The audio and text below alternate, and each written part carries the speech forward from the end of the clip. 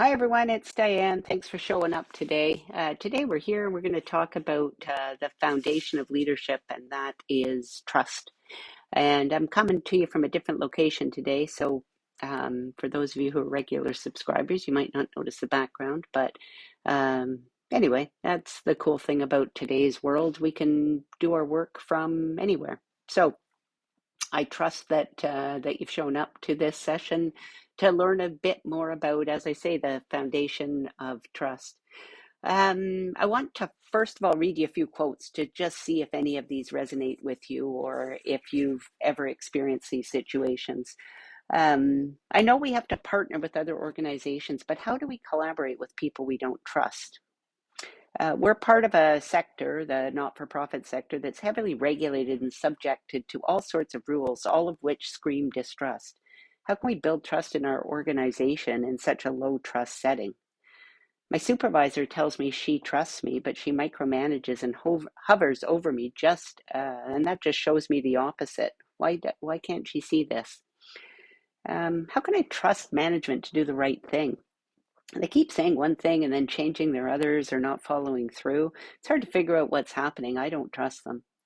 How can I trust the staff to do the right thing? They don't seem to care, never put in enough effort. I'm not sure we have the right people working in the right jobs in our organization. So we live in a world full of distrust, and there are all sorts of reasons not to trust each other. And so when we think about how that actually plays out in a work context or in an organizational context, it's really important to be able to think about it and to reflect a little bit on trust. So the definition that we're using here today of trust is that trust is the firm belief in the reliability, truth, ability, or strength of someone or something. And we're going to talk a little bit about what it means to be a trustworthy leader and how to trust yourself, and then having the courage to trust your team. And then finally, the impact of trust on a organizational culture and the engagement of those people who are working in an organization. So, like pretty well everything in leadership, it always starts with us as leaders. And darn it, it's too bad because it would be really easy to blame other people or whatever it is. But you know what? It always starts with us. And so the question, I think, for us is how do we become more trustworthy leaders? You can't lead people without influence, and people are not influenced by people they don't trust. So if your team, organization, group doesn't trust you, then there's little chance that you're going to be able to lead them. Trust is established by winning it. We can't assume that people trust us. We can't think to ourselves, well, you know what, I'm trustworthy, so therefore people trust us. We have to win people's trust. And trust is even more easy to lose than it is to gain. So there's a bunch of really smart people who have written a bunch of really great things about trust. I'm going to talk about a few of them now, and how to become a more trusted leader. And so we're going to hit, first of all, on the 5 C's. So the 5 C's are clarity, compassion, competency, connection, and consistency. Clarity is probably the most underrated thing in leadership, because getting to the point and being clear about your vision, being clear about expectations, being clear about the work that we're doing is a really important aspect of trusting. People trust people who are clear. Compassion. People trust people who care. And as a leader, caring about the people you're leading is very important. Competency. People trust people who know what they're talking about. People trust people who are good at doing their jobs, not other people's jobs, but their jobs. So people trust people who know what they're talking about. Connection. People trust people who are transparent and vulnerable. You know, the vast majority of people say that they would trust their leaders or their supervisor more if they were more transparent about their mistakes. People trust people who aren't perfect. And the last C word is consistency. So does your message constantly change, or is it consistent? Are your actions consistent with your words? People trust people who are consistent. Now, Brene Brown has written a lot of stuff about trust, and she is a brilliant woman. Some of the things that she talks about is boundaries, about people trusting leaders who have boundaries, who will say no, who will respect their boundaries of both themselves and the people they're leading. People trust reliability, doing what you say you'll do, not over-promising and under-delivering, but being reliable. People trust people who are accountable, owning their own mistakes, apologizing and making amends. People trust people who recognize that there's a vault, that you don't share experiences or information that's not yours to share. And people trust people who have integrity. So integrity is doing what's right, choosing courage, as Brene sounds, over comfort. All aspects of trustworthy leaders. And a few more. Be who you say you are. Watch the say-do gaps. I like that. Say and do. If there's a gap between the two, then you need to think about that if you want people to trust you. People trust people who treat others with dignity and respect, creating opportunities to shine and safe places to fail. You know, if we as a leader don't admit our own mistakes, then how do we expect others to admit their own mistakes? So in creating an environment where it's okay to fail, where we celebrate the small wins and we commiserate about where it didn't go right and resolve to figure out how to recover from that. People trust leaders who figure out how to balance transparency with discretion and who are discerning about when to be vulnerable and open and when to protect confidences. So there's a fine line there between vulnerability and understanding when to be vulnerable and when to protect confidences. People trust people or leaders who build bridges that unify, not divide. For those who can create a sense of unity across the organization rather than perpetuate division. And that's about celebrating individual differences and being fascinated so that you can create a sense of belonging and that your people, the people who are you're working with, are safe enough to be themselves. And that's where people actually trust leaders. So do some self-reflection and figure out where it is that you are trustworthy and where it is that you've got some work to do. And we know in leadership, we always have work to do. Again, leadership develops on a daily basis, not in a day. So make sure that your actions are those that help your team to trust you. Having the courage to trust your team is the next step. And trust is the glue, really, that holds teams together. That's what makes us work. Trust is contagious. So it's either in an upward cycle or a downward cycle. It's always a leader's job to go first. I'm going to trust you, and in return, I'm going to demonstrate to you why you should trust me through my actions, through my words, through my behaviors, through my daily work. But I, as the leader, am going to go first. And when people trust each other, differences are strengths.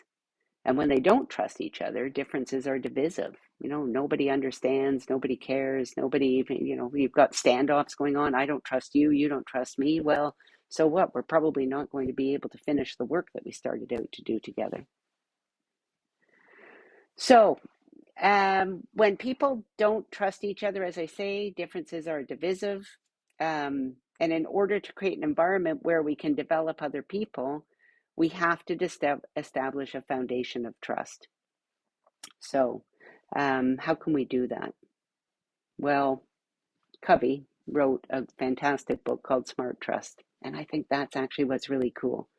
So, one of the things that was established in this book is that the risks are equal, whether you have too much trust or not enough.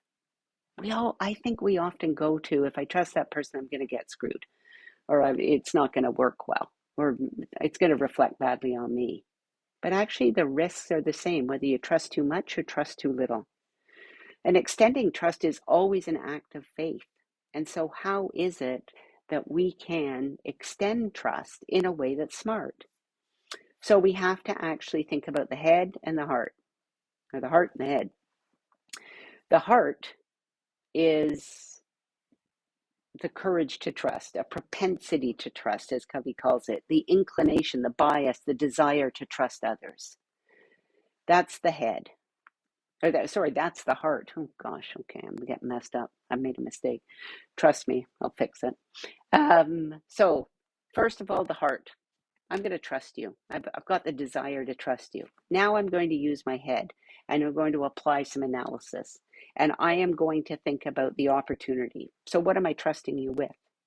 The second thing I'm going to think about is the risk. What are the possible outcomes or the likelihood of the outcomes and the importance and visibility of the outcomes? Is this going to be the end of the world if it doesn't work out? If I trust you and you let me down, what's going to happen? So that's the risk. And the third is the credibility, which is the character and competence of the person or people involved who you're trusting. So we're not going to throw somebody into the deep end, so to speak, but we may trust somebody with something that's consistent or congruent with their skill set and their experience. And as that plays out, then we may trust them with something more. So again, the heart, I've got a desire to trust you. The head, I'm going to look at the opportunity, the risk, and the outcome. And between the combination of those two things, I can actually employ smart trust. I'm not being gullible, I'm not being naive, I'm not in a place of distrust that's not going to get me anywhere, but rather I'm in a place of smart trust where I'm using both my heart and my head to figure out where it is that I will trust you. So that's all in the book called Smart Trust. And again, if you're interested more in trust, I would read that book. And I would also read Brene Brown's, any of Brene Brown's books. Actually, she does a fantastic job of talking about vulnerability and trust and the application of that to leadership. I want to finish off today, though, on the relationship between trust and engagement and culture in an organization. So, operating with high trust in a low trust world means minimizing risk and maximizing possibilities. And the leading reason that people want to work for an organization is trusted leadership. So it's important that we as leaders understand that and know how that applies to our context. The relationship and the drivers of engagement are the relationship of trust that the employee has with their supervisor and also with the organization. When trust goes up, engagement goes up. When trust goes down, engagement goes down. And successful innovation, development happen in high trust environments. So again, when we don't pay enough attention to this trusting relationship that we're trying to build, both personally with the people we work with and organizationally, we're missing an opportunity for higher engagement. And one of the things that we talk about is some of the consequences or the taxes, if you will, of operating in a low cost environment. That's where bureaucracy came from. It's where redundancy comes from, disengagement, politics, turnover, fraud. All of those things are potential consequences of low trust organizations. And what we are trying to build are organizations with a higher level of trust, which really means people with a higher level of trust in each other, to increase value and to accelerate growth and increase innovation and collaboration and partnership and loyalty and execution and all of those kinds of things. So, as a leader, having the confidence to trust yourself to become the most trustworthy leader you can become, it starts with you. And when you trust yourself to be a trustworthy leader, you can extend trust to others because it's always your job to go first. You have to extend the trust first. If you trust me, it's not if you trust me, I'll trust you. It's I'm going to trust you. Now I'd like you to trust me, and we're going to work through that together. So a leader's job to go first. Think about smart trust and think about the impact of trust on culture and engagement. So hopefully it made you think a bit today. I trust that this has been helpful. Again, stay tuned for more videos on various leadership topics. So thanks very much for coming, and we'll see you next time.